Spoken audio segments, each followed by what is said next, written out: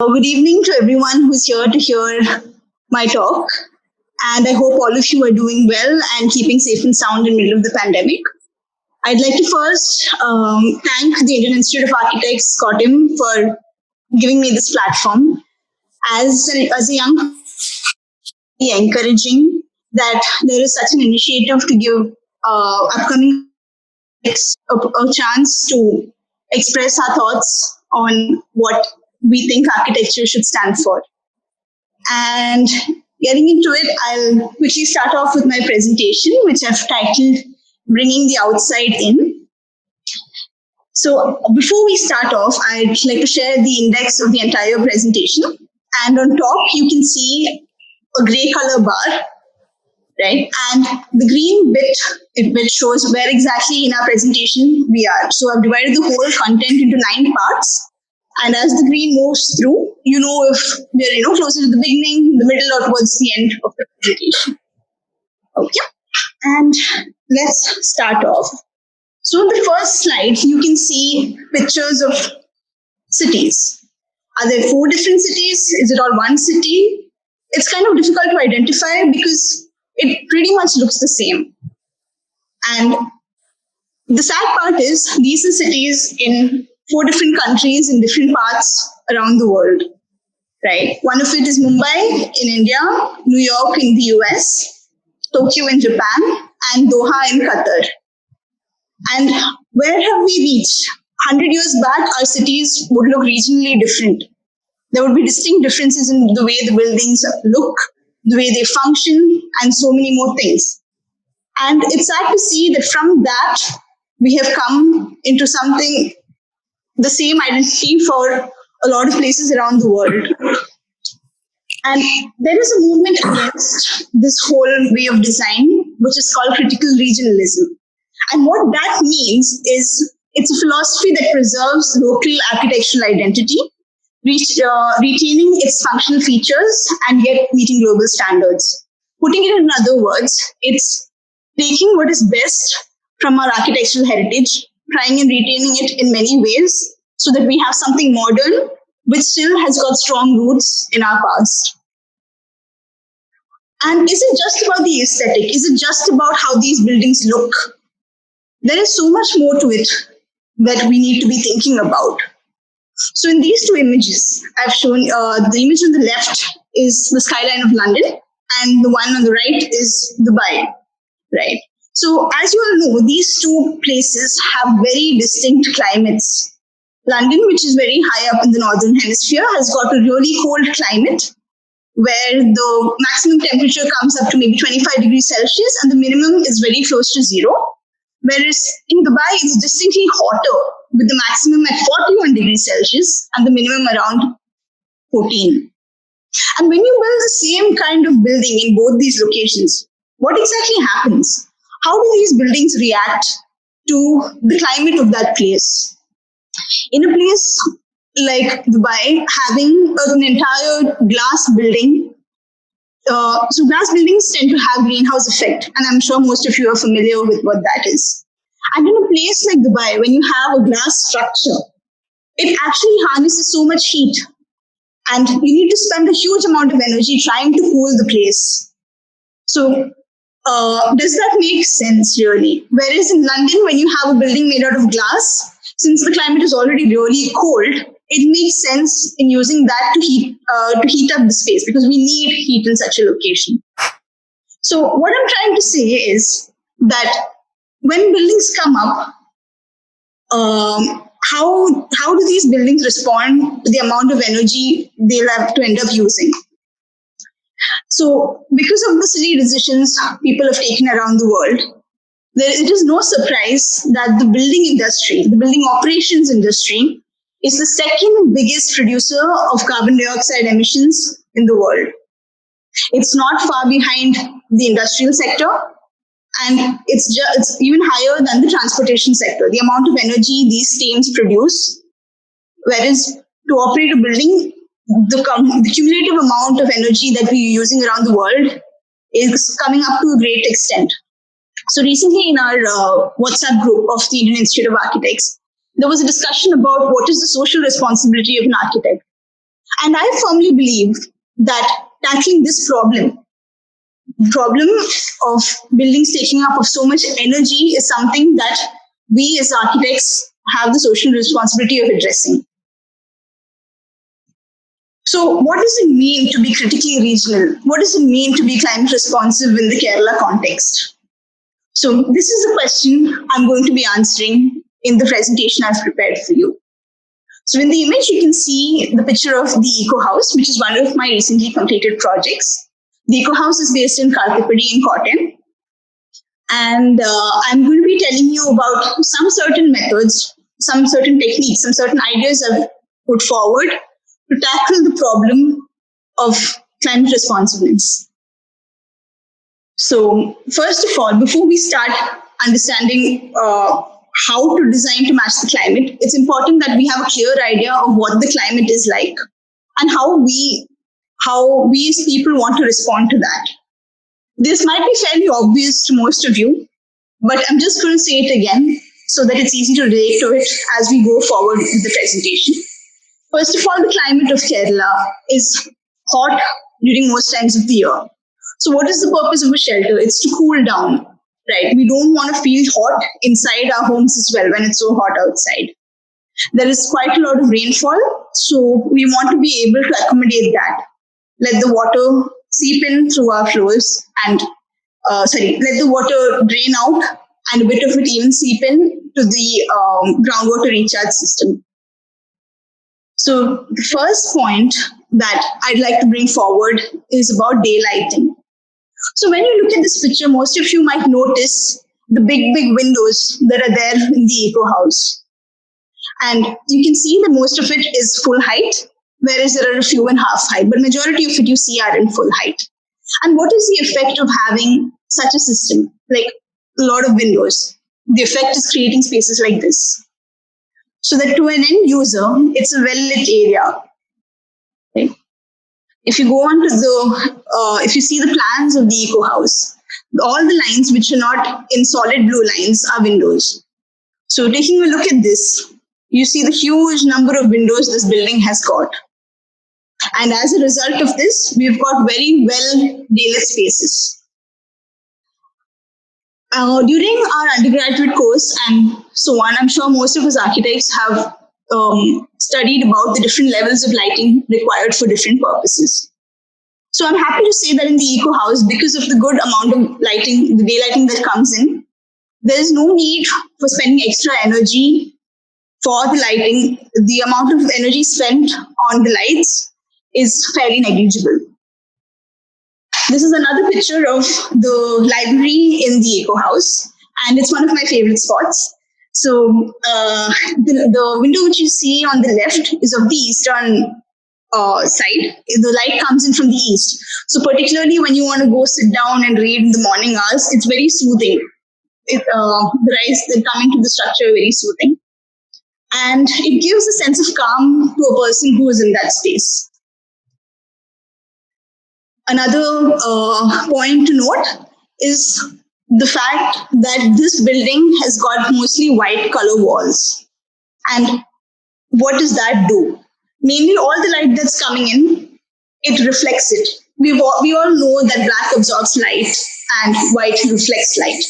And it's great to notice that the effect this has got on a house is actually massive.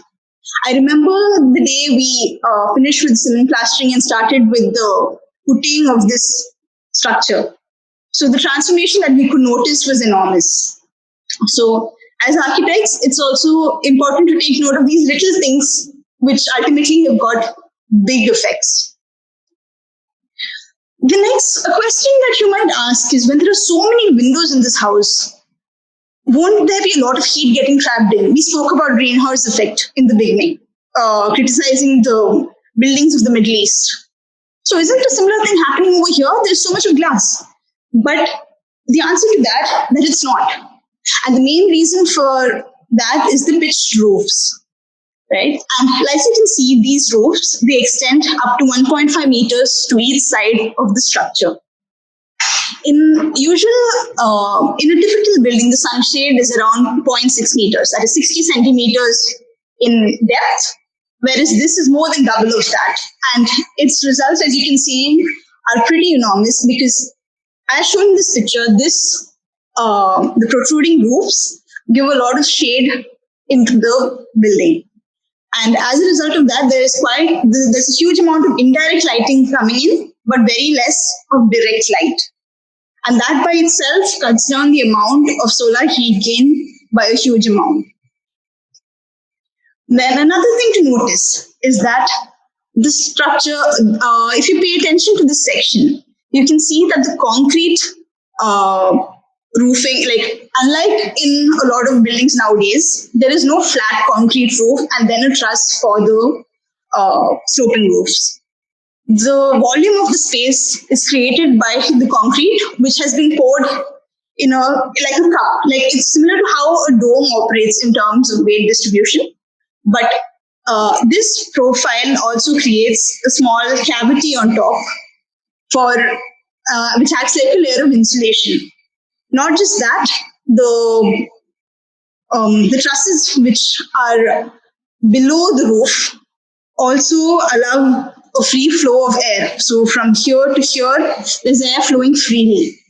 And because of that, whatever heat is getting accumulated here, when the sun shines, the tiles are capturing the heat, and the air is moving it away, so that the effective heat that comes into our room, into room number 4 here, is quite minimal. Going on to the next point. So another thing, a basic point about architecture, what we've been drawing from the time we've been in first year, is the sun path. So, trying to analyze the site of this property, first of all, I'd like to tell you that this site, when purchased by the owner, was actually a damaged site. So the previous owner, it's actually on top of a hill. So the previous owner had cut down a bit of the hill to, create a cliff on 2 sides. And luckily for us, like from a designer's perspective, one of the hills, the tallest part of the cliff happens to be on the south. So as a result of that, the harshest afternoon sun's rays are blocked from most of the site. Like because of the shadow the cliff creates, only a little bit of the site now has the direct sun rays. And again, considering about how cool the structure becomes due to this, it plays a big role. Again, because of no natural light hitting the structure. Also, when we move on to the ventilation, the same orientation has been thought through, and the wind flows in from the bottom of the hill, right?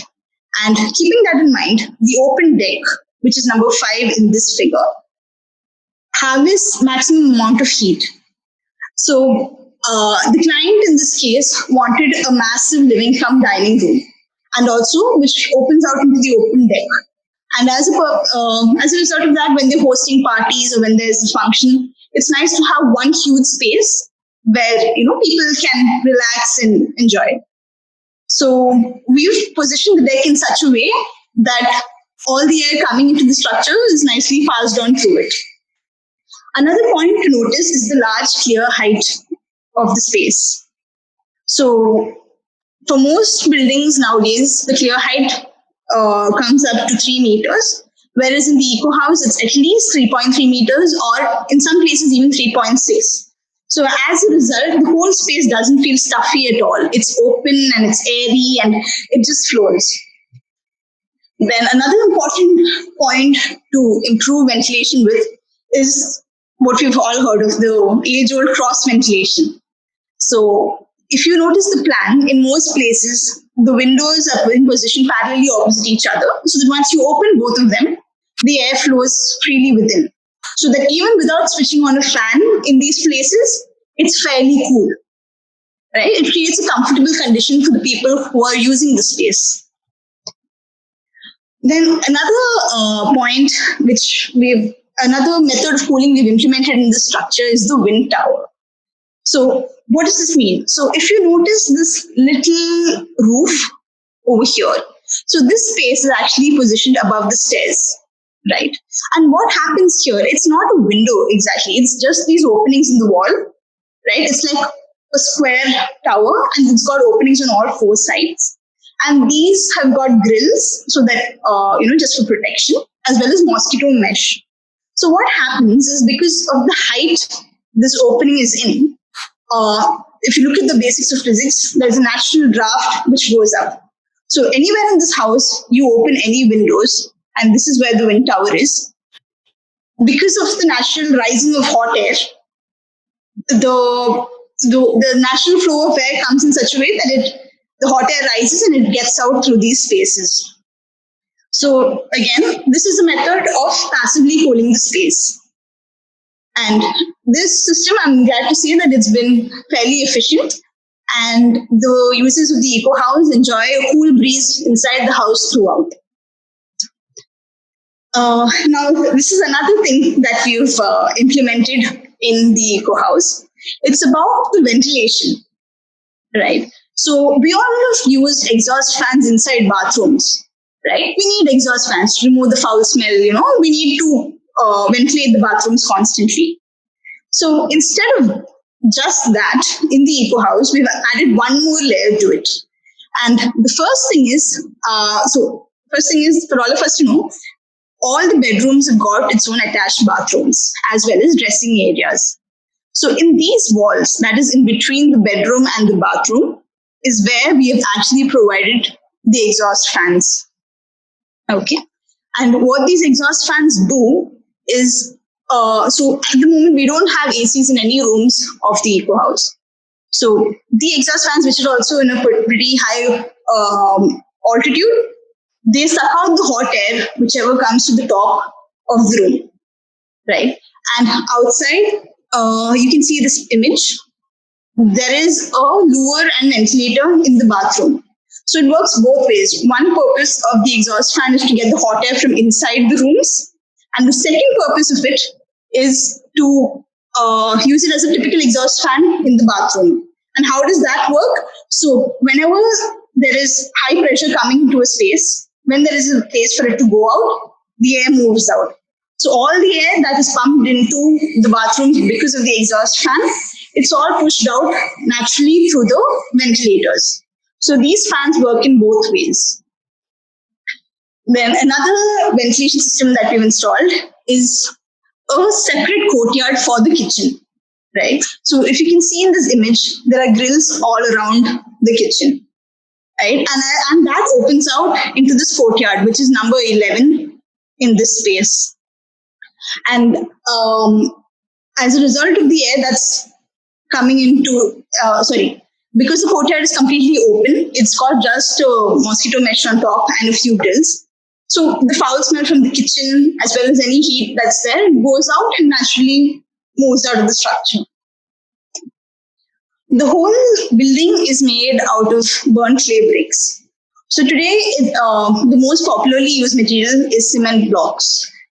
But if you compare it to these burnt clay bricks, the thermal performance of the cement is quite poor. Like what happens? Basically, it traps the heat during the daytime and it lets it out during the night.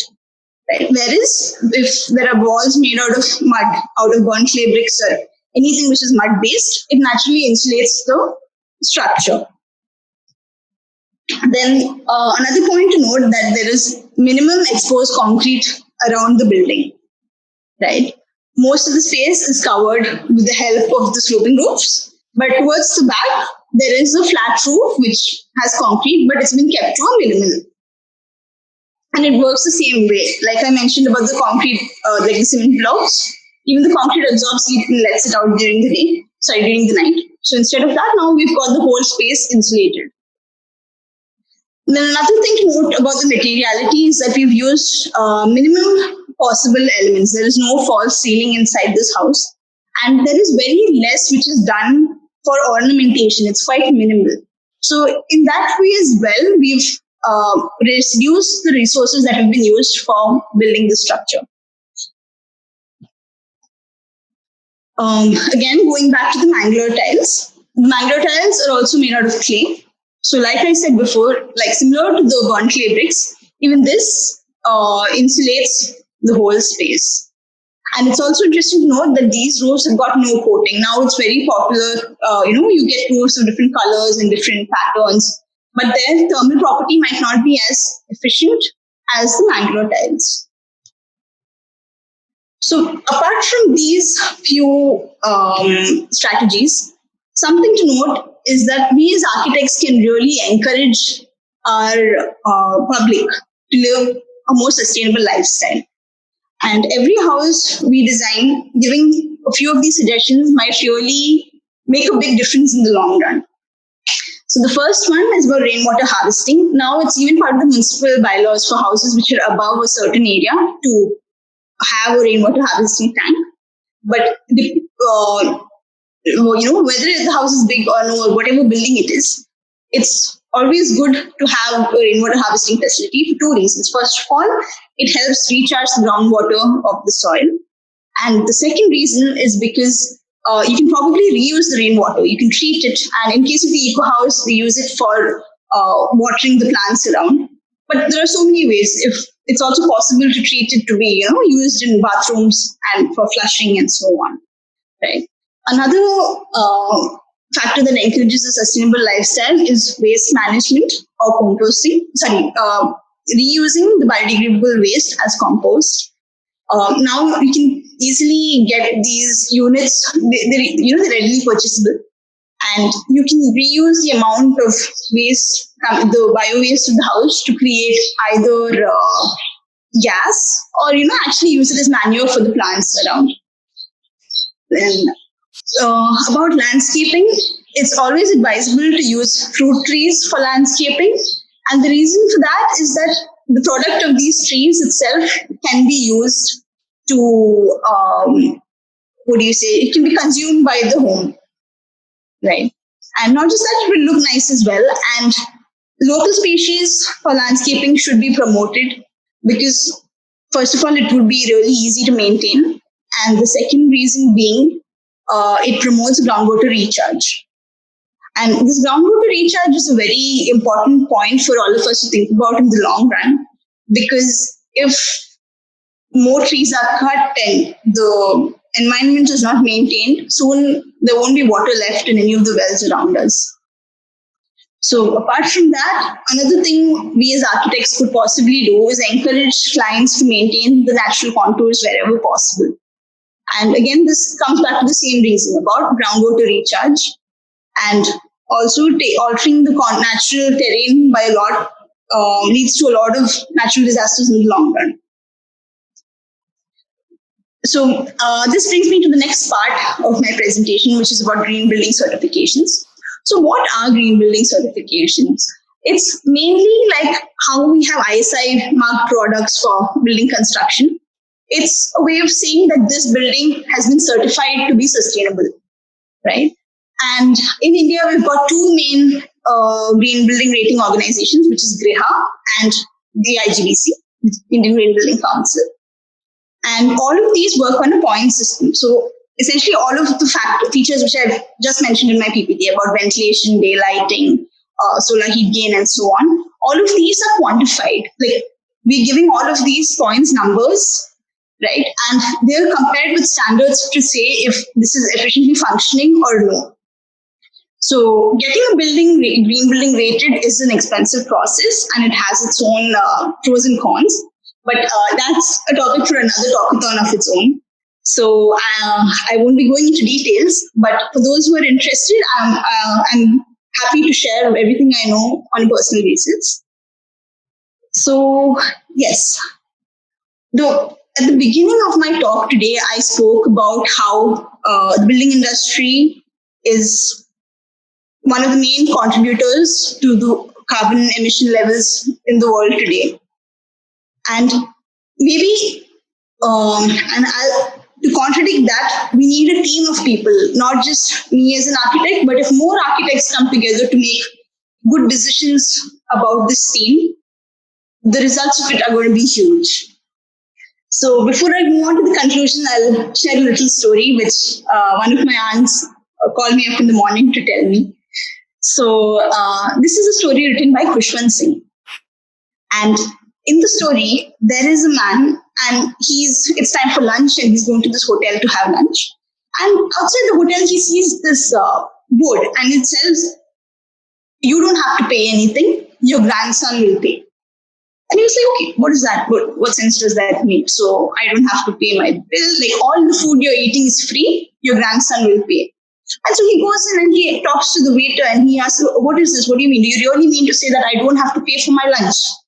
And the waiter was like, "Yes, you don't have to pay. The grandson will pay." And then the hungry man was like, "Okay, fine, let me give it a shot." So he ordered lunch. He had his lunch. And at the end of the meal, the waiter brings him a bill. And the man was like, "Okay, you told me my grandson will pay. So why are you bringing me a bill now?" And then the waiter tells him, "This is your grandfather's bill." So you get it. What I'm trying to say is that this story's link to my talk today is that whatever we do today has an impact for the coming generations. So to ensure a better future, to ensure a safe future for our coming generations, it's important that we take these steps now and make sensible choices to preserve, to build in such a way that the environment is not harmed. So, to wrap up, let's all remember to bring in the sun as daylighting.